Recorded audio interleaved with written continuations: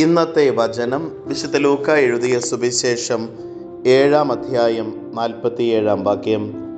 അതിനാൽ ഞാൻ നിങ്ങളോട് പറയുന്നു, ഇവളുടെ നിരവധിയായ പാപങ്ങൾ ക്ഷമിക്കപ്പെട്ടിരിക്കുന്നു. എന്തെന്നാൽ ഇവൾ അധികം സ്നേഹിച്ചു.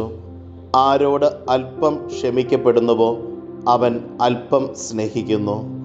കാരുണ്യവാനും സ്നേഹനിധിയുമായ നല്ല ദൈവമേ, അങ്ങേ തിരുസന്നിധിയിൽ ഞങ്ങളുടെ എല്ലാ പ്രാർത്ഥനകളെയും ചേർത്ത് വയ്ക്കുന്നു. ഈശോനാഥ, ഞങ്ങളുടെ പാപങ്ങൾ ഓർത്ത് ആത്മാർത്ഥമായി പശ്ചാത്തപിക്കുവാനും അങ്ങയുടെ സ്നേഹത്താൽ നിറയപ്പെട്ടുകൊണ്ട് ജീവിക്കുവാനും ഞങ്ങളെ അനുഗ്രഹിക്കണമേ. അമ്മേ മാതാവേ, ഞങ്ങൾക്ക് വേണ്ടി മാധ്യസ്ഥം യാചിക്കണമേ. നമ്മുടെ കർത്താവ് ഈശോ മിശിഹായുടെ കൃപയും പിതാവായ ദൈവത്തിൻ്റെ സ്നേഹവും പരിശുദ്ധാത്മാവിൻ്റെ സഹവാസവും നാം എല്ലാവരോടും കൂടെ ഉണ്ടായിരിക്കട്ടെ, ഇപ്പോഴും എപ്പോഴും എന്നേക്കും. ആമേൻ. ഇന്നത്തെ നിയോഗം: കഠിന പാപികളുടെ മനസ്സാന്തരത്തിനു വേണ്ടി പ്രത്യേകം പ്രാർത്ഥിക്കാം.